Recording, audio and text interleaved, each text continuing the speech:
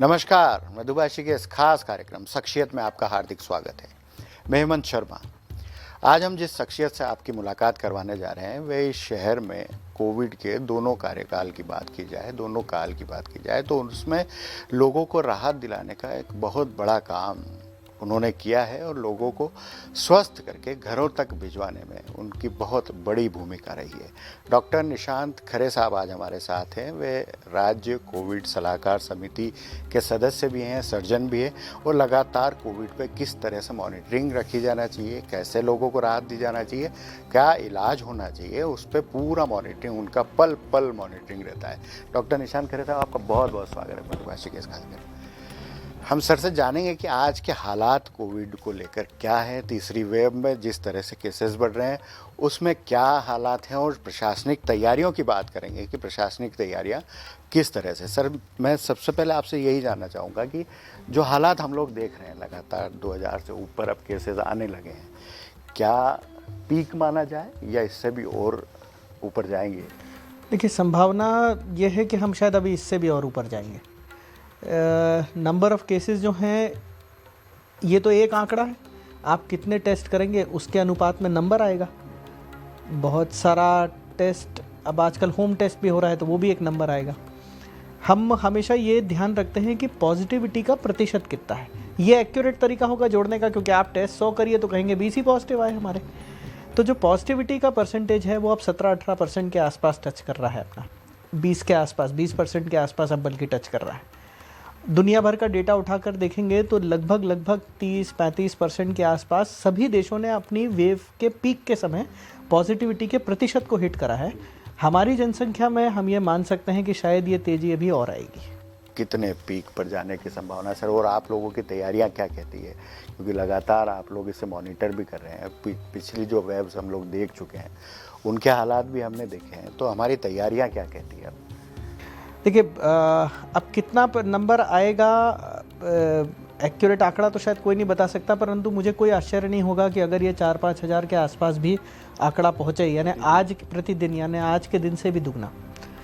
एक चीज़ ज़रूर है कि हम अपने संयम, अपने व्यवहार से जो आने वाली पीक है, इस आने वाली पीक की जो तीव्रता है या जो जितनी जल्दी वो आ सकती है उसको हम कुछ घटा सकते हैं। अब जो तैयारियों का प्रश्न है, तो अभी के वेव के समय दो चीज़ें बहुत स्पष्टता से सभी को समझने की ज़रूरत है। मुझे नहीं लगता कि आपको साइंस या विज्ञान का विद्यार्थी होना पड़ेगा ये समझने के लिए कि ये ज़्यादा तेज़ी से फैलता है। आप हिसाब लगा लीजिए, 0 से 2000 पिछली बार कितने दिन में गए थे और इस बार कितने दिन में गए? ये रेगुलर रूप से हम लोग मॉनिटर करते जी, हैं। तो ये तेज़ी से फैलता है। हम ये भी अब जान रहे हैं कि अस्पताल में भर्ती होने का परसेंट 5% से भी कम है। आईसीयू की ऑक्यूपेंसी 1% से भी कम है, जो प्रतिशत जो आ रहे हैं पॉजिटिव उसमें। यानी कहीं ना कहीं आंकड़े जब आएंगे तो आएंगे, परंतु ये निश्चित है कि तीव्रता कुछ कम है। परंतु फिर भी कम ना आते हुए तैयारियां तीनों फ्रंट पर, पलंग के फ्रंट पर बेड कितने होने चाहिए, ऑक्सीजन जिसका पिछली बार एक बड़ा संघर्ष हुआ था, और तीसरी बात दवाइयाँ, जिसको लेकर कि हमने देखा सही या गलत, परंतु वो रेमडेसिविर की आपाधापी भी देखी। तो तीनों फ्रंट पर पर्याप्त तैयारियाँ जो हैं वो की गई हैं। रेगुलर रूप से आप पूरे प्रदेश भर की मॉनिटरिंग भी कर रहे हैं सर। हम शहर, मतलब पूरे प्रदेश के चारों शहरों की बात की जाए तो इंदौर, भोपाल, ग्वालियर, जबलपुर में केसेस लगातार बढ़ रहे हैं और इंदौर और भोपाल में तो ये स्थिति है कि एक रेस चल रही है, कौन आगे चले। ऐसे हालात में इंदौर और भोपाल की आप लोग मॉनिटरिंग कर रहे हैं, क्या लग रहा है कि किस तरह की तैयारियाँ हमें और करना चाहिए? चूँकि सिवेरिटी कम है, एक राहत है, मॉर्टेलिटी कम है, ये भी एक राहत है, लेकिन हमें किस तरह से प्रिपेयर रहने की आवश्यकता है, उसे लेकर किस तरह की? तो देखिए, इसे मैं थोड़ा सा विस्तार से बताऊंगा, और हम समझने की दृष्टि से और दर्शकों के समझने की दृष्टि से भी इंदौर को एक मॉडल मानते हुए समझने का प्रयत्न करें। स्थिति लगभग एक जगह से सब जगह पर है। ये जो बड़े शहर हैं ये सामान्यतः पूरे प्रदेश का भार ढोते हैं, और इंदौर आप मानकर चलिए कि 40% मध्य प्रदेश का भार, आसपास के लगे कई अन्य राज्यों का भार भी ढोता है। तो यहाँ जो आपको तैयारियाँ करनी होंगी ये अपनी संख्या से ज़्यादा आपकी फीडिंग जनसंख्या के हिसाब से भी करनी होगी। एक आंकड़े का कंपैरिजन करेंगे तो जो 700-800 कोविड पलंग हमारे पास पहली लहर के समय उपलब्ध थे, जिनकी संख्या लगभग 2500 के आसपास दूसरी लहर के समय थी, अब हम जो रिक्रूटेबल बेड्स बोलते हैं कि हम कितने पलंग इंदौर में खड़े कर सकते हैं, तो हम ज़रूरत पड़ने पर एक समय में लगभग 10,000 पलंग इंदौर में एक समय में कोविड मरीजों का इलाज कर सकते हैं। बड़ी संख्या में ऑक्सीजन बेड्स की तैयारी। ऑक्सीजन इंदौर करीब 20 मेट्रिक टन बनाता था, दूसरी लहर के पहले 10 मैट्रिक टन हम इंडस्ट्रियल ऑक्सीजन ले पाते थे, तो 30-35 मैट्रिक टन ऑक्सीजन हमारे पास होती थी। रिक्वायरमेंट होती थी 130 मैट्रिक टन की पीक के समय। अब उस 30 मैट्रिक टन की क्षमता को बढ़ाकर इंदौर अब बिना किसी दूसरे के भरोसे 100 मैट्रिक टन से अधिक की ऑक्सीजन प्लांट्स लगा कर बनाता है। तो इतनी तैयारी अच्छी जा सकती है। दूसरे एक बहुत महत्वपूर्ण विषय, और ये एक संदेश के रूप में भी इसे लेना चाहिए, एक महत्वपूर्ण विषय यह है कि एक तैयारी का बहुत अहम हिस्सा जिसको शायद तैयारियों के रूप में नहीं देखा गया, हमने सिर्फ दवाइयाँ, ऑक्सीजन और पलंग की बात करी, पर एक तैयारियों का बहुत अहम हिस्सा वैक्सीनेशन भी था। इंदौर ने जिस तेजी से वैक्सीनेशन का लक्ष्य अपना पूरा करा, शायद उसका भी ये प्रभाव है। ये बहुत कि बड़ा एक असर है सर, की जो सीवियरिटी हमें नज़र नहीं आ रही है। तो एक वैक्सीनेशन को जिस तरह से हम लोगों ने एक मुहिम, एक लक्ष्य लगा के हम लोगों ने काम किया था, उसका असर नो डाउट कि हमें इस शहर में दिखाई दे रहा है कि कहीं भी यदि पेशेंट सामने आ भी रहे हैं तो उसमें उतनी घातकता नहीं है, अस्पतालों तक पहुंचने की लोगों की वो स्थितियां नहीं हैं, घरों में लोग ठीक हो रहे हैं, लेकिन फिर भी सावधानी की बहुत आवश्यकता है सर। डेल्टा यदि गया नहीं है, अपन कहते हैं कि लोग डेल्टा गया नहीं और ओमिक्रॉन आ गया, तो दोनों का लगातार लोगों के ऊपर वार जारी है क्या? देखिए, कुछ केसेस आ रहे हैं डेल्टा के पूरा। अब ये कहने में कोई अतिशयोक्ति नहीं होगी कि ओमिक्रॉन अब हमारा डोमिनेंट स्ट्रेन है। 70-80% हम चाहे टेस्टिंग कर रहे हो या नहीं कर रहे, हम जीनोमिक टेस्टिंग सबकी नहीं कर सकते, व्यावहारिक भी नहीं है, लेकिन 70-80% इन्फेक्शन ओमिक्रॉन से होगा। परंतु डेल्टा की इन्फेक्शन है। जो क्लिनिशियंस हैं, जो इलाज करते हैं, उनका ऐसा मानना है कि जिसमें फेफड़ों का इन्वॉल्वमेंट ज़्यादा हो रहा है, सीटी में फेफड़ा खराब दिख रहा है सीटी स्कैन में, वो डेल्टा के कारण ही है। ओमिक्रॉन चूंकि श्वसन प्रणाली के ऊपरी हिस्से में रहता है तो नीचे फेफड़ों को ज़्यादा नुकसान नहीं पहुंचाता, डेल्टा के कंपैरिजन में बिल्कुल नहीं पहुंचाता ऐसा नहीं। तो डेल्टा के केसेस हैं, अभी भी कुछ प्रतिशत में जो आईसीयू के केसेस हैं उनमें ज़्यादातर में ओमिक्रॉन की सीक्वेंसिंग नेगेटिव आ रही है, तो हम ये मानकर चल रहे हैं कि डेल्टा के ही केसेस वो होंगे। तो डेल्टा गया नहीं है, और ओमिक्रॉन घटने के बाद फिर फन नहीं उठा लेगा, ये तो कोई नहीं कह सकता निश्चित रूप से। सही बात है। पिछली बार के जो हम लोगों ने केसेस देखे थे, जो कोविड में लोगों ने लगातार अस्पतालों में इलाज करवाए, लेकिन उसके रिएक्शन के रूप में लंबे समय तक हमारे सामने कई केसेस आते रहे और अभी भी फिलहाल भी आ रहे हैं।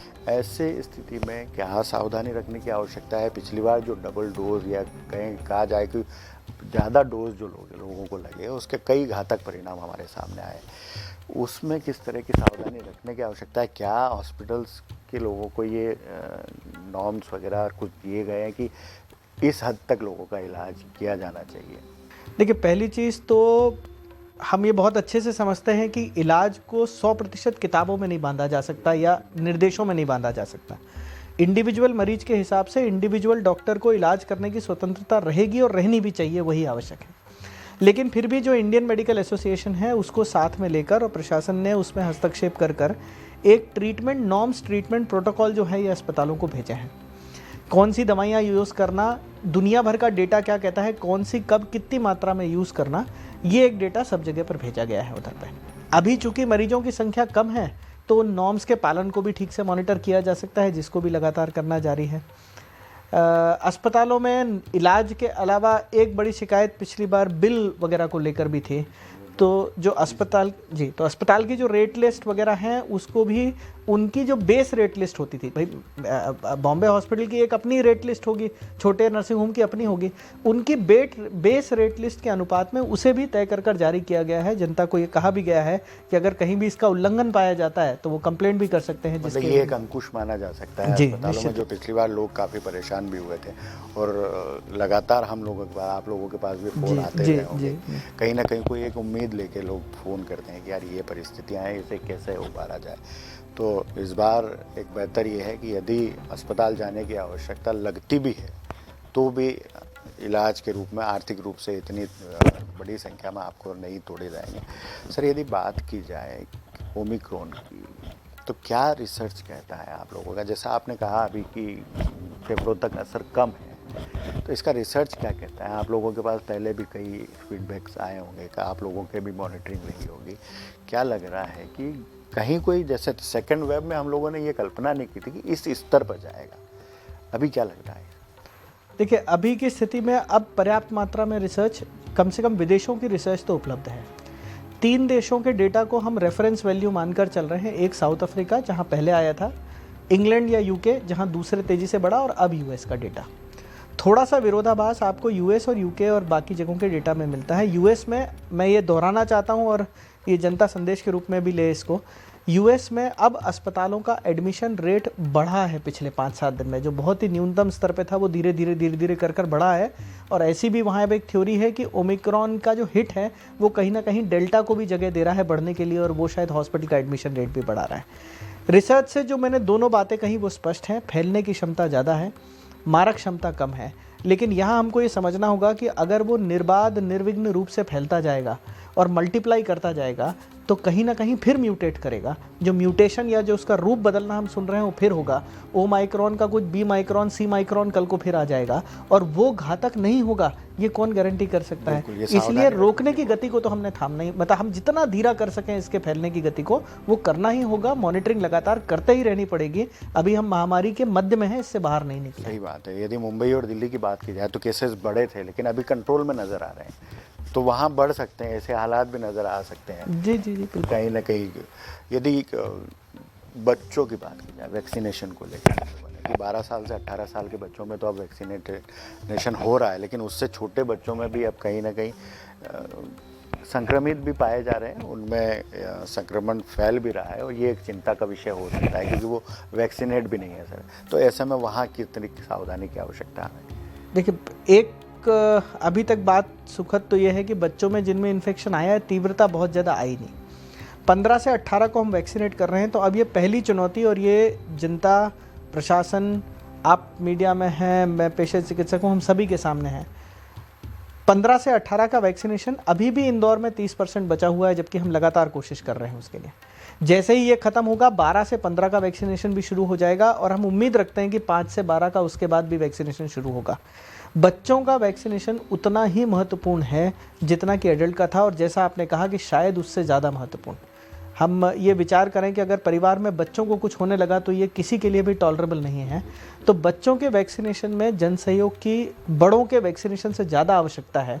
आज जब बीमारी की तीव्रता नहीं है तो कई बार बड़े बूढ़े कहते थे कि जब तक आपके ऊपर विपदा नहीं आती तो जो धन आप संचय करते हैं उसकी महत्ता नहीं समझ में आती। तो आज उतनी विपदा नहीं है, लेकिन हम अगर बच्चों को वैक्सीनेट नहीं कराएंगे तो समस्या में फंसेंगे। एक और बात है जो मुझे इसमें जोड़नी होगी, हम आज बाज़ार खुले रख पा रहे हैं क्योंकि वैक्सीनेशन हुआ है, ऑफिस आप जा पा रहे हैं क्योंकि वैक्सीनेशन हुआ है, मैं स्टूडियो में आकर आपसे बात कर पा रहा हूं क्योंकि वैक्सीनेशन हुआ है। बच्चों के स्कूल नहीं खुले हैं, ये पिछले 2 साल से बिना विद्यालयों के अपनी एजुकेशन प्राप्त कर रहे हैं। मैं और आप दोनों पूरे अधिकार से ये कह सकते हैं कि हम में अगर 50% संस्कार घर के हैं तो 50% विद्यालयों के हैं। स्कूल खुले रहें, इसके लिए बच्चों का वैक्सीनेशन हम सबकी जिम्मेदारी। सही बात है सर। यदि यही स्थितियाँ यदि 1-2 साल और रहती है तो मुझे लगता है कि एक जनरेशन एजुकेशन से वंचित रहेगी और आने वाले समय में इसका बहुत बड़ा असर देखने को मिलेगा। सर, हम इंदौर शहर में रह रहे हैं और इंदौर शहर के आसपास की बात करें तो ग्रामीण क्षेत्रों के सारे लोग, मतलब जो इलाज की आवश्यकता जिसे होती है वो कहीं ना कहीं इंदौर की तरफ रुख करते हैं। अब ग्रामीण क्षेत्रों में भी केसेस बढ़ने लगे हैं, उस पर किस तरह का मॉनिटरिंग है? क्या एक ग्रामीण क्षेत्रों में भी हम इलाज मुहैया करवा पा रहे हैं? क्या स्थिति लग रही है ग्रामीण क्षेत्रों की? देखिए, जो पॉजिटिव आ रहे हैं, जितना जो रिकॉर्ड में पॉजिटिव हैं, उनमें से अभी 97-98% होम आइसोलेशन में है। ग्रामीणों में भी होम आइसोलेशन है और कई बार ग्रामीण में कम से कम उसकी घर की परिस्थिति तो हमारे फ्लैटों की परिस्थिति से बेहतर है, उसके पास ज़्यादा खुला इलाका है रहने के लिए। तो जितने पॉजिटिव आते हैं, आरआरटी टीम जो रहती है वो उनको मॉनिटर करती है। एक होम आइसोलेशन की किट उनको दे दी जाती है। लगातार फ़ोन पर करीब 80-90% मरीजों से बात कर ये जानकारी जुटाई जाती है कि उनका दिन का स्वास्थ्य ठीक चल रहा है कि नहीं, और मॉनिटरिंग की ट्रेनिंग भी दी जाती है। ग्रामीण से अभी तक जितने पॉजिटिव आए हैं, इनमें से अस्पताल में एडमिशन कन्वर्ट होने वालों का रेट 2-1% जा है, इससे ज़्यादा नहीं है अभी। तो अभी तो स्थिति ये है, परंतु जैसा आप भी बार बार कह रहे हैं और जो बार बार मैं भी कह रहा हूं कि लगातार day to day, hour to hour basis पे मॉनिटरिंग की ज़रूरत है, क्योंकि स्थिति कब बदलेगी ये कोई नहीं कह सकता। कोविड केयर सेंटर की बात की जाए तो पिछले दौर में, पिछले सेकेंड वेव की हम बात करें तो एक बहुत बड़ी राहत कोविड केयर सेंटर से इस शहर को मिली थी, चाहे वो ग्रामीण क्षेत्रों की हो, चाहे इंदौर शहर के मरीजों की हो। एक बहुत अच्छा एक व्यवस्था आप लोगों ने की थी और मुझे लगता है कि देश का second largest Covid care centre Indore में बनाया था। तो वहाँ कैसी व्यवस्थाएं उस समय आप लोगों ने दी थी जिससे वो बेहतर इलाज पा सके, और आज की स्थिति में कितने लोग वहाँ इलाज पा रहे हैं सर, क्या स्थिति है? देखिए, कोविड केयर सेंटर की कल्पना स्पष्ट है, वो अस्पताल नहीं है। लेकिन जिनको आइसोलेशन में मॉनिटरिंग की ज़रूरत है या जिनका घर आइसोलेशन के लायक नहीं है और वो फैलने के एजेंट बन जाएंगे, उनको वहाँ लाकर रखना यही उचित रहता है। दुनिया भर में जब कभी भी इस प्रकार के, हम जिनको कहते हैं श्वसन वाले रेस्पिरेटरी पेंडेमिक्स आए हैं, तो ये उसमें एक बहुत इंपॉर्टेंट टूल के रूप में काम करते हैं। पिछले वेव के समय में जो राधा स्वामी परिसर में चलना महाअहिल्या कोविड केयर सेंटर है, लगभग 4000 के आसपास मरीज वहाँ पर भर्ती हुए, उपचाररत रहे और बहुत ही हाई सक्सेस परसेंटेज में वो सब अपने घरों को भी लौटे। लगभग 600 पलंग पर अभी भी वो संचालित किया जा रहा है। 600 से 1200 जाने की क्षमता 3 दिन के अंदर खड़ी की जा सकती है, उसकी सारी व्यवस्थाएं चेक हो गई हैं। एक एवरेज 100 के आसपास मरीज वहाँ पे प्रतिदिन अभी बने हुए हैं। रोज़ 25-30 आते हैं, 25-30 चले जाते हैं। लगभग 250-300 पेशेंट्स इस वेव में अभी तक वहाँ पर आकर भर्ती हुए हैं। ये जो वेव है या ये जो लहर आई है, ये आप मानकर चलिए ये होम आइसोलेशन की लहर होगी अगर इतना ही माइल्ड बना रहता है तो। लेकिन होम आइसोलेशन में जब वो ऐसे होम्स में पहुंचेगा जो आइसोलेशन के लायक नहीं है, ऐसे घरों में जाएगा, तब कोविड केयर सेंटर्स की भूमिका जो है महत्वपूर्ण रहेगी। लगेगी भी, आवश्यकता भी लगेगी और लोग उस तरह मूव भी करेंगे कहीं ना कहीं। सर, मॉनिटरिंग की बात हम लोग अभी कर रहे थे, तो ऐसी स्थिति में जो RT-PCR आप लोगों के द्वारा या स्वास्थ्य विभाग के द्वारा किए जा रहे हैं, उस पर तो कहीं ना कहीं आप लोगों का मॉनिटरिंग है कि 6 से 8 हज़ार आप लोगों ने सैंपल लिए, इतना प्रतिशत लोग संक्रमित हुए। लेकिन आज के दौर में ये भी हम देख रहे हैं कि मेडिकल किट जो है कोविड की, वो हर मेडिकल शॉप पर उपलब्ध है और कहीं ना कहीं आसपास के लोग जो है, जो कहीं भी उसे लगता है कि वह थोड़ा सा भी बीमार है, वो जाके टेस्ट करता है। तो क्या उनके ऊपर कोई मॉनिटरिंग है? यदि मैं एक छोटा सा उदाहरण दूँ कि मैं जिस क्षेत्र में रहता हूँ वहाँ एक मेडिकल शॉप ने लगभग 250 3 दिन में बेचे मेडिकल किट। यदि वो स्थितियाँ ये शहर के जितने भी मेडिकल हॉल, वहाँ पे क्या मॉनिटरिंग है? कितने लोग लेके जा रहे हैं, कितने संक्रमित हो रहे हैं, और यदि वे हो भी रहे हैं संक्रमित तो उनके ऊपर क्या मॉनिटरिंग है? यदि मुझे कोविड है, यदि माना जाए, और मैं अपना टेस्ट करता हूँ और उसके बाद में मुझे कोई आवश्यकता होती है तो मैं मास्क लगाता हूँ और शहर में चला जाता हूँ, तो मैं कोरोना कैरियर के रूप में भी, तो ऐसी स्थिति में इनके ऊपर कोई मॉनिटरिंग हो रही है? क्या स्थिति है? तो देखिए, जो होम किट है, इनका हमको समझना होगा कि एक तो ये ICMR द्वारा अप्रूव्ड है। OCS जिसको बोलते हैं ओवर द काउंटर सेल, मतलब आप उसको प्रिस्क्रिप्शन की ज़रूरत नहीं है, आप स्व डिमांड पे आप जाकर, जैसे आप डाइजीन की गोली मांगते हैं, आप ये सेल के लिए मांग सकते हैं। अब ये क्यों जारी की जाती है? क्योंकि हम ये समझते हैं कि अधिक से अधिक टेस्टिंग इस प्रकार की महामारियों को कंट्रोल करने में सहायक होगी। अब सारी टेस्टिंग आप चूंकि इंस्टीट्यूशनल या संस्थागत नहीं कर सकते, और 2 लहर से हम ये मानकर चलेंगे कि जनता इतनी समझदार है कि वो अपने विवेक का पालन कर सकती है, तो ये टेस्टिंग किट उपलब्ध रहेगी। अब ये जो किट उपलब्ध है, ये कुछ तो दवाई की दुकानों से उपलब्ध है, अब तो ऑनलाइन भी उपलब्ध है क्योंकि अब डिजिटल ज़माना है। तो 100% मॉनिटरिंग तो इसकी संभव नहीं है। इसलिए इसमें तो संदेश यही है कि जो लोग घर पर लाकर टेस्ट कर भी ले रहे हैं वो खूब करें, उसमें जब सरकार से अप्रूवल है तो उसमें कोई समस्या नहीं है करने की। लेकिन अगर वो सिम्टोमेटिक हैं, अगर वो सिम्टोमेटिक बने हुए हैं, तो बहुत आग्रह है कि फीवर क्लिनिक या अपने नज़दीकी डॉक्टर से संपर्क करें। अगर वो पॉजिटिव आ जाते हैं तो फिर एक जिम्मेदार नागरिक की तरह अपने कर्तव्य का निर्वहन करें। मैं पॉजिटिव आ गया हूँ, मेरी स्थिति सुधरती जा रही है, ये पर्याप्त नहीं है। आप अगर विवेक का पालन नहीं करेंगे, मास्क या बिना मास्क के बाहर घूमने लगेंगे, तो आप किसी ऐसे व्यक्ति को संक्रमित कर देंगे जो शायद खुद को नहीं संभाल पाएगा। तो मॉनिटरिंग ड्रग इंस्पेक्टर्स और अन्य माध्यमों से जितनी की जा सकती है वो तो की ही जा रही है, परंतु विवेक का आग्रह है। वैक्सीनेशन की बात की जाए तो वैक्सीनेशन किस स्तर पे हम लोग, अब ये 12 से 18 साल के बच्चों की बात की जाए या उसके नीचे की बात, अब वो उम्मीद लग रही है कि कहीं ना कहीं वो उस स्थिति में भी आएंगे। वैक्सीनेशन को कितना और तेज़ करने का प्रयास किया जाए? देखिए, हमारा जो अनुमान है, और अगर वो अनुमान सही रहता है, हम एडल्ट में तो अब 100% स्टेटस पे हैं लगभग, है ना, लगभग क्या 100+ पे हैं, क्योंकि इंदौर में बहुत सारी जनसंख्या आके लगवा गई है वैक्सीन। तो आप जब प्रतिशत देखते हैं तो हम लोग भी कई बार हंसते हैं, वो 108% दिखता है जनसंख्या का टोटल। तो एडल्ट वैक्सीनेशन तो पर्याप्त है। 15 से 18 का स्टेटस अभी 70% तक पहुंचा है। अभी हम लगातार 2 दिन से स्कूलों की मीटिंग लेके, आंगनवाड़ी आशा कार्यकर्ताओं की मीटिंग लेके, अब NGOs की मीटिंग लेके उनको भी प्रेरित करने की कोशिश कर रहे हैं कि सबसे बड़ा चैलेंज उसमें आ रहा है शाला त्यागी बच्चाओं का, जो ड्रॉप आउट हो गया है, जो स्कूल छोड़ चुका है, उसको ट्रैक करने में बड़ा चैलेंज आ रहा है। अभी फैक्ट्रियों में काम करते हैं, दुकानों में काम करते हैं, 14 वर्ष से अधिक के जो हैं, या घरों में रह रहे हैं, तो इस तरीके से एनजीओ और सामाजिक संस्थाओं के माध्यम से उनको पकड़ने की कोशिश कर रहे हैं। उम्मीद है कि हम शायद अगले 5-7 दिन में लगभग 100% का टारगेट 15 से 18 में भी पूरा कर लेंगे।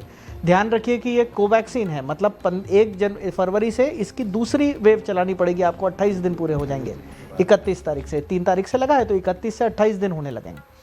और मेरे पास कोई आधिकारिक सूचना नहीं, परंतु मुझे ऐसा पूरा विश्वास है कि एक बार जब हम इनकी सेकेंड डोज भी लगा लेंगे तो 15 फरवरी के बाद कभी भी, शायद मार्च के पहले हफ्ते के आसपास, जैसा डेटा अभी हम देख रहे हैं जो आ रहा है केंद्र सरकार का, शायद 12 से 15 को भी वैक्सीन लगना प्रारंभ हो जाएगी। तो ये अभी तो चलने वाली सतत प्रक्रिया है। अब हम देख रहे हैं बूस्टर की भी चर्चा हुई। हाँ सर, बूस्टर को लेकर भी मैं पूछना चाह रहा था कि किस तरह से बूस्टर डोज की आवश्यकता लगती है। यदि 2 डोज लगवा चुका है कोई व्यक्ति तो कोई बहुत आवश्यकता है कि बूस्टर डोज लगवाया ना जाना चाहिए, अनिवार्य किया जाना चाहिए, क्या ऐच्छिक होगा वो? देखिए, जिनमें अनिवार्य किया जाना, मुझे लगता है केंद्र सरकार का अभी का निर्णय बहुत ही न्यायसंगत और एक बुद्धिमत्तापूर्ण था।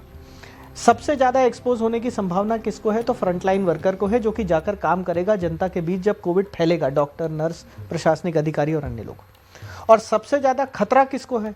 तो दुनिया भर में डेटा आ रहा था कि ओमिक्रॉन से जो चुनिंदा जो मौतें हुई हैं वो सब 60+ कोमॉर्बिड लोगों में हुई, जिनमें डायबिटीज़ वगैरह अन्य बीमारी थी। इसलिए बूस्टर का आग्रह अभी 2 ही प्रकार के लोगों को किया गया, फ्रंट लाइन हेल्थ वर्कर्स और मोर देन 60 जिनका एज है। इसके बाद लोकतांत्रिक देश होने के नाते जब हम बच्चों का वैक्सीनेशन पूरा करने की स्थिति में आते जाएंगे तो मुझे लगता है, ये मेरा पर्सनल ओपिनियन है, कि अन्य के लिए बूस्टर्स को ऐच्छिक कर देना चाहिए। अगर ओमिक्रॉन सरीके ही वायरस आते रहेंगे तो शायद बहुत बूस्टर्स की आवश्यकता नहीं है, परंतु वायरस फैलने के पहले कौन ये कह सकता है कि ये कम तीव्रता का है कि ज़्यादा तीव्रता का? सही बात है सर। जिस तरह के लगातार केसेस बढ़ रहे हैं सर, तो लोगों की एक चिंता है कि सख्ती तो जिस तरह से बढ़ती जा रही है, क्या लॉकडाउन की तरफ भी हम लोग जा सकते हैं? क्योंकि एक बड़े मास की ये चिंता है। क्या लग रहा है कि हम लॉकडाउन की तरफ जा सकते हैं या फिर उस पर रोक लगेगी? देखिए, अगर लोगों की ये चिंता है तो स्वागत योग्य चिंता है, मैं ऐसा कहूँगा। तो इतनी चिंता तो अच्छी है। अब बहुत अच्छे से समझिए कि लॉकडाउन कभी भी नंबर ऑफ केसेस के आधार पर नहीं लगता है। लॉकडाउन तब लगता है जब हम व्यवस्था नहीं दे पाते। पहला लॉकडाउन जो देशव्यापी लगा था, टेस्टिंग तक की, इंदौर में 30 टेस्ट होते थे एक दिन में। सही बात है। क्योंकि सुविधा नहीं थी, किस तरह का इलाज, इसलिए लॉकडाउन।